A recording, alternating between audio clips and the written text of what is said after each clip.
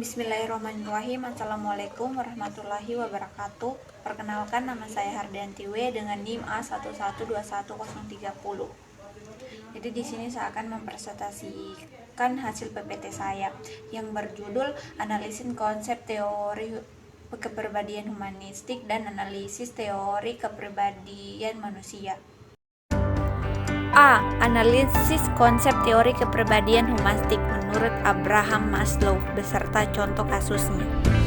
Teori humanistik merupakan suatu pandangan di mana manusia adalah agen yang bebas dengan kemampuan superior untuk menggunakan simbol-simbol dan pikiran secara abstrak. Gambaran di mana manusia dipandang sebagai makhluk yang bebas dan bermartabat, yang selalu bergerak untuk mengungkapkan eksistensinya dengan segala potensinya. Teori ini mengkaji manusia dari diri pribadinya, aktualisasinya, kreativitasnya, potensinya, individualitasnya, ego, dan kekinian. Teori kepribadian Abraham Maslow terbagi menjadi dua. Yang pertama, individu sebagai kesatuan terpadu. Pertama-tama, Maslow menekankan bahwa individu merupakan kesatuan yang terpadu dan terorganisasi. Pernyataan ini hampir menjadi aksioma yang diterima oleh semua orang, yang kemudian sering dilupakan dan diabaikan tak kala seseorang melakukan penelitian. Penting sekali untuk selalu disadarkan kembali hal ini sebelum seseorang melakukan eksperimen atau menyusun suatu teori motivasi secara sehat. Yang kedua, hierarki kebutuhan. Maslow mengembangkan teori tentang bagaimana semua motivasi saling berkaitan.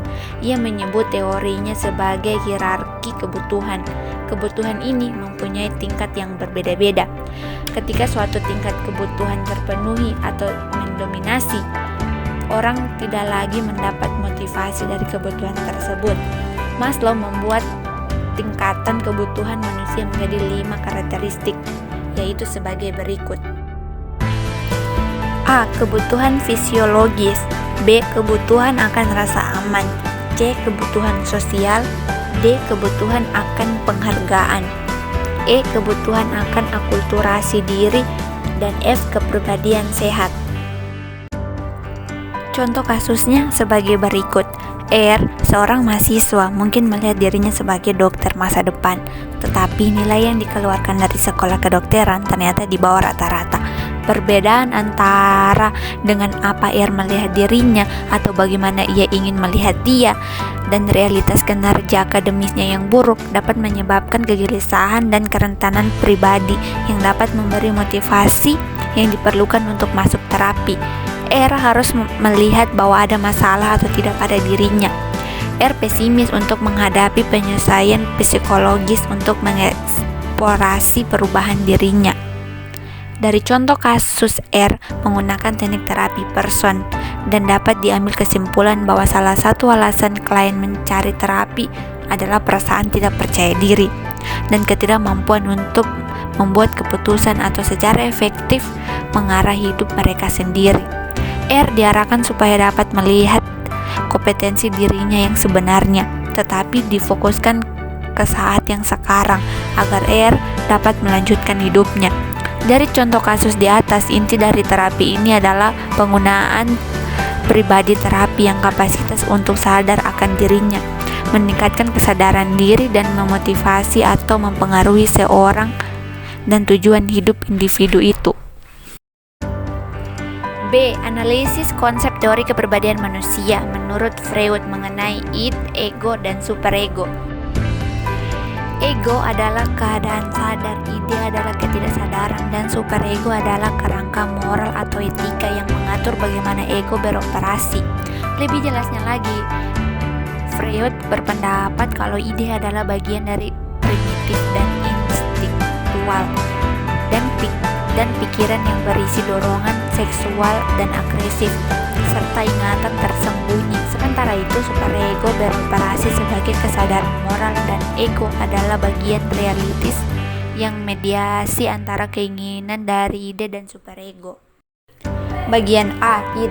Id adalah komponen kepribadian yang primitif dan naluriah. Id adalah bagian dari ketidaksadaran yang berisi semua dorongan dan impuls, termasuk apa yang disebut libido, sejenis energi seksual umum yang digunakan untuk segala sesuatu mulai dari naluri bertahan hidup hingga apresiasi seni. Bagian B, ego. Ego adalah satu-satunya bagian dari kepribadian sadar. Itulah yang disadari oleh orang ketika mereka berpikir tentang diri mereka sendiri, dan itulah yang biasanya mereka coba realisasikan kepada orang lain. Ego berkembang menjadi perantara antara id yang tidak realis dan dunia nyata eksternal. Bagian C, superego. Superego adalah bagian dari ketidaksadaran yang merupakan suatu hati nurani dan sumber kritik diri. Ini mencerminkan nilai-nilai moral masyarakat sampai taraf tertentu. Seseorang terkadang sadar akan moralitas dan etikanya sendiri, tetapi superego berisi sejumlah besar kode atau larangan yang